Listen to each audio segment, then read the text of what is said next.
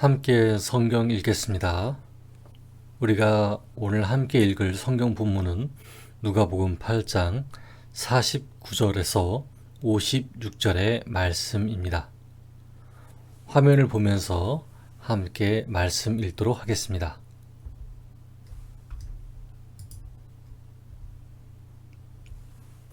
아직 말씀하실 때 회당장의 집에서 사람이 와서 말하되 당신의 딸이 죽었나이다. 선생님을 더 괴롭게 하지 마소서 하거늘. 예수께서 들으시고 이르시되 두려워하지 말고 믿기만 하라. 그리하면 딸이 구원을 얻으리라 하시고 그 집에 이르러 베드로와 요한과 야고보와 아이의 부모 외에는 함께 들어가기를 허락하지 아니하시니라. 모든 사람이 아이를 위하여 울며 통곡하매 예수께서 이르시되 울지 말라. 죽은 것이 아니라 잔다 하시니 그들이 그 죽은 것을 아는 고로 비웃더라. 예수께서 아이의 손을 잡고 불러 이르시되 아이야 일어나라 하시니 그 영이 돌아와 아이가 곧 일어나거늘 예수께서 먹을 것을 주라 명하시니 그 부모가 놀라는지라. 예수께서 경고하사 이 일을 아무에게도 말하지 말라 하시니라. 아멘. 오늘은 죽었다니까요? 아니다, 잔다 라는 주제로 말씀을 전하겠습니다.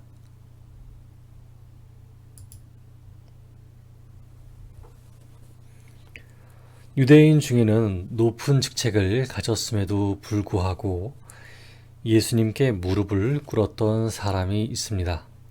바로 회당장 야이로였죠.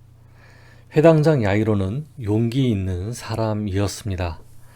또한 자신의 딸을 극진히 사랑하는 사람이었죠. 보통 회당에 출입하는 사람들은 바리새인이나 율법 교사들이었습니다. 그 시대의 율법을 연구하고 사람들에게 가르치는 학자들이었죠. 예수님께 무릎을 꿇고 자기 딸을 고쳐달라고 한 행동은 바리새인이나 율법 교사들에게 미움을 받을 행위였습니다. 그러나 예수님만이 자기 딸을 고쳐주실 수 있다고 하는 믿음을 간직한 사람이었죠. 예수님께서는 야이로의 부탁을 들어주셨고 야이로는 이 예수님을 자기의 집에 모시기만 하면 되는 것이었습니다. 하지만 방해꾼이 나타났습니다. 누구였을까요? 바로 혈루증 걸린 여인이었습니다. 이 여인이 예수님의 옷자락을 붙잡으면서 모든 일이 틀어졌거든요. 어째서일까요? 이 여인이 몰래 예수님의 옷자락을 만지기 전에 여러 사람과 부딪혔다는 것을 알게 되었거든요. 율법의 판단에 의해서 예수님을 따라 함께 가던 사람들이 다 부정해졌습니다. 작년의 코로나 상황으로 비유하자면 코로나 걸린 한 사람이 마스크를 쓰지 않고 사람들에게 부딪히며 돌아다닌 탓에 그 주변에 있던 사람들이 자가격리 대상자가 되었다는 말과 같죠. 혈루증 걸린 여인은 예수님의 평안의 위로와 함께 사람들의 따가운 시선을 받으면서 그 자리를 떠났습니다. 그때 예수님과 야이로를 향해서 누군가 헐레벌떡 뛰어옵니다. 49절을 함께 읽어보겠습니다. 시작. 아직 말씀하실 때 회당장의 집에서 사람이 와서 말하되 당신의 딸이 죽었나이다. 선생님을 더 괴롭게 하지 마소서 하거늘. 아멘. 누군가 하니 회당장의 집에서 온 사람입니다. 그런데 이 사람이 갖고 온 소식은 좋은 소식이 아닙니다. 야이로의 억장이 무너지는 말이죠. 회당장님, 회당장님의 딸이 죽었습니다. 더 이상 랍비 예수님을 수고롭게 하지 마십시오. 야이로의 겸손한 요청은 물거품이 될 위기에 처했습니다. 아마도 속으로 야이로는 이렇게 생각했죠. 아, 차라리 내가 예수님께 가지 말고 딸에게 있을 걸. 바리새인이나 율법교사들의 미움만 사겠구나. 아니, 게다가 왜 그 여자는 예수님의 옷자락을 잡은 거야, 대체? 여러분, 이때 야이로의 심정이 얼마나 공감이 되는지요. 자신의 자존심을 다 내려놓고 예수님을 따라갔더니 쫓아온 것은 자신이 그렇게 이루어지기를 바랬던 딸의 회복이 아닌 죽음이라니. 이렇게 원통하고 암울할 수가 있나. 여러분, 저도 기도를 할 때마다 제가 원하는 방향대로 이끌어 주시지 않으신 하나님 때문에 속이 상한 때가 많았습니다. 그때가 그냥 가벼운 기도가 아니라 진실한 위협을 느끼고 있었기 때문에 하나님의 능력이 없으면 해결되지 못한다고 생각했었거든요. 하지만 하나님께서는 제가 원하는 방향이 아닌 위험에 빠뜨리신 적도 많았습니다. 어찌나 그 일 때문에 분노했는지 이후에 밖으로는 하나님 말씀 전하면서 그 외 기도 응답에 신기한 체험도 많이 하면서 감사한 일도 많이 겪으면서 하나님을 미워했습니다. 내가 책임감으로 이 사역을 하지만 이번 해만 지나가면 하나님 사역을 다 내려놓으리라. 절대로 말씀 전하지 않으리라 생각했습니다. 이때가 바로 야이로가 딸의 죽음을 소식으로 접했을 때와 같았습니다. 하지만 예수님께서는 야이로에게 이렇게 말씀하십니다. 어떤 말씀일까요? 50절 함께 읽어보겠습니다. 시작. 예수께서 들으시고 이르시되 두려워하지 말고 믿기만 하라. 그리하면 딸이 구원을 받으리라 하시고. 아멘. 이 말씀은 이렇습니다. 야이로야, 내가 나를 향해 이 사람이라면 딸을 고쳐주실 것이라 믿는 믿음을 가졌자니 그 믿음을 버리지 말아라. 내가 내 자존심과 내 지위를 버리고 나를 찾은 것은 비난받을 일이 아니란다. 그러면 딸이 구원을 얻을 거야. 여러분, 우리는요, 문제가 생겼을 때 예수님을 찾아가요. 지금껏 자신이 의지했던 돈이나 친구나 많이 베풀었던 인간관계를 다 놓고 예수님을 찾아가요. 왜? 이런 것들에게 실망했으니까요. 이렇게 찾아가는 것도 쉬운 게 아니에요. 이렇게 찾아가는 것도 쉬운 게 아닌데 예수님께 부탁하고 나서 이상한 일들이 일어나요. 그러면 생각하죠. 아, 내가 번지수를 잘못 찾았구나. 하지만 예수님께서는 정확히 말씀하세요. 내가 나를 믿고 찾아온 것은 번지수를 잘못 찾아온 게 아니야. 내 자존심을 내려놓고 나에게 기도한 것은 잘못된 것이 아니야. 이제 내가 일한단다. 예수님께서는 주변에 같이 쫓아오던 사람들을 다 물러가게 하놓고 그 집에 제자들 3명과 함께 들어갑니다. 야이로의 집에는 예수님과 베드로, 요한, 야고보, 그리고 죽은 아이의 부모만 들어갔다고 기록되어 있습니다. 여러분, 이것이 너무 심오하지 않나요? 회당장이었지만 그 아이가 죽은 집에 들어갔을 때 그 회당장은 죽은 아이의 부모로서 들어갑니다. 예수님과 함께 들어간 집 안에서 곡소리가 납니다. 죽음을 애도하는 소리들이에요. 다시는 이 땅에서 볼 수 없다는 것을 알리는 소리입니다. 그런데 예수님이 이 말씀을 하시죠. 울지 말라. 죽은 것이 아니다. 잔다. 이 말씀을 들었을 때 사람들은 어떻게 했을까요? 그 애도하고 있던 사람들은 뭐라고 얘기했을까요? 예수님의 말에 아, 그렇군요. 자는군요. 했을까요? 아니요. 53절을 한번 읽어보겠습니다. 시작. 그들이 그 죽은 것을 아는 고로 비웃더라. 아멘. 비웃는 사람들은 이렇게 생각했을 거예요. 아니, 의사가 사망 선고했고 불러도 일어나지 않는 애를 가지고 잔다고? 늦게 와놓고 변명하는 거 아니야? 예수님이 오셨는데 예수님이 변명하시는 것처럼 들립니다. 왜요? 너무 늦게 오셨으니까. 죽기 전에 왔으면 사는데 사람이 죽은 후에 왔으니까요.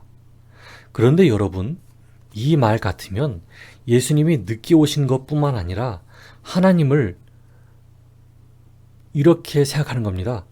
하나님이 예수님을 너무 늦게 보냈다는 말에 초점이 맞춰지는 것이죠.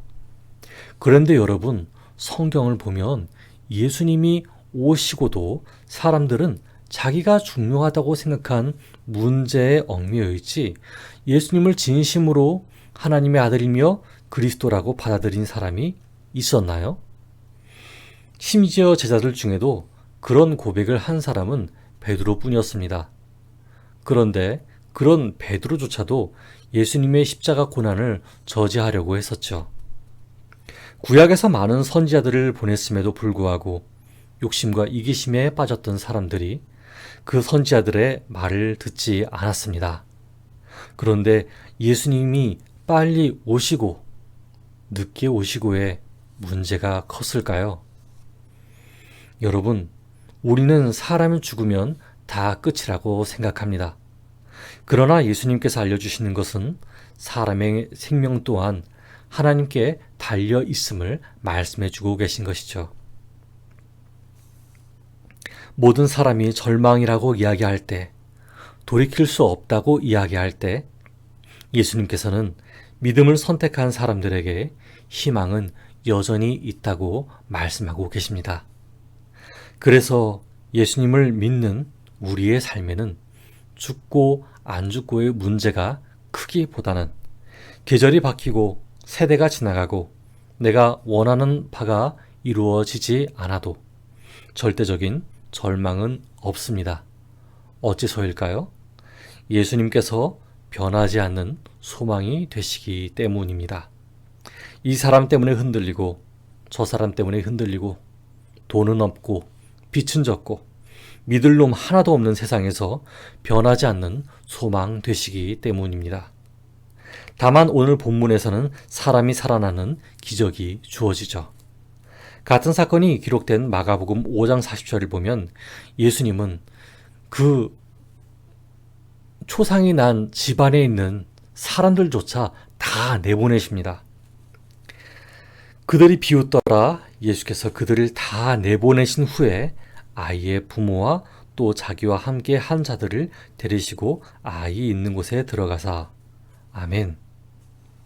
그렇게 제자들과 아이의 부모와 함께 아이가 누워있는 그곳 방에 들어갑니다. 그리고 누가복음 8장 54절과 같이 말씀하시죠. 함께 읽어볼게요. 시작. 예수께서 아이의 손을 잡고 불러 이르시되 아이야 일어나라 하시니. 아멘. 예수님께서는 마치 잠자는 아이를 깨우시는 것처럼 손을 잡아서 일으키셨습니다. 아이는 부모가 보는 앞에서 정말 잠자고 일어나는 것처럼 일어났어요. 예수님께서는 회당장 야이로와 야이로의 가정에 예수님을 믿는 믿음이 결코 헛되지 않음을 알려주셨습니다. 다만 이 일화는 예수님께서 죽으시고 부활하신 후에 전파된 이야기이죠. 어째서일까요? 예수님의 일대기에는 예수님을 순수한 마음으로 믿는 사람들이 있는 반면에 그저 한 나라의 왕으로 추대하고 싶은 사람들도 있거든요. 예수님께서는 야이로의 딸에게 행하신 기적을 아무에게도 말하지 말라고 하셨고 되살아난 야이로의 딸은 그동안 자고 일어났다는 말로 전래되었겠죠. 하지만 회당장은 그동안 하나님이 아닌 유대교를 믿어왔던 자신을 돌이켜 보았을 것이고 예수님의 부활 이후 예수님의 행하신 일을 증거하는 사람이 되었을 거예요. 여러분, 저는 과거에 기도로 이루어지지 않은 일 때문에 원망하기도 했습니다. 하지만 그런 일들을 보낸 후에 돌이켜보니 그런 일들이 없었더라면 오늘날 더 단단해진 믿음을 가진 제가 없었을 것이라 여겨집니다. 그러나 이것은 제 일대기일 뿐입니다. 저는 여러분이 살아온 삶을 판단할 수도 없고 무리하게 교훈을 줄 수도 없습니다. 왜냐하면 사람들이 살면서 겪어온 상처들은 비교할 만한 대상이 아니기 때문이죠. 그러나 이것 한 가지는 확실합니다. 예수님께서 우리가 예수님께 믿음을 가졌을 때 그 시도는 결코 헛된 것이 아니라는 것을 말씀하십니다. 그 말씀이 먼 과거에도 그리고 오늘에도 저와 여러분과 함께 하십니다. 그렇기에 다른 사람들이 희망이 없다, 죽었다, 더 이상 나아질 수 없다 라고 했을 때 이렇게 여길 수 있습니다. 아니다. 단지 자고 있을 뿐이다. 우리에게 여전히 희망은 있다. 어째서입니까? 예수님이 희망을 주시는 분이시기 때문입니다. 내가 원하는 바를 이룰 수 있는 가능성이 있고 없고를 떠난 선포입니다. 내가 원하는 상황이 아니라고 할지라도 그 일을 통해 저와 여러분의 미래를 무한한 희망으로 이끌어 주시는 하나님이 계십니다. 이 하나님을 의지하며 오늘도 살아가는 저와 여러분 되기를 바랍니다. 함께 기도하겠습니다. 하나님, 감사합니다. 오늘 저희들에게 말씀을 주셨습니다. 하나님, 오늘날 저희들은 하나님께 요청합니다. 과거에도 요청을 드렸고 현재에도 요청하며 미래에도 요청할 것입니다.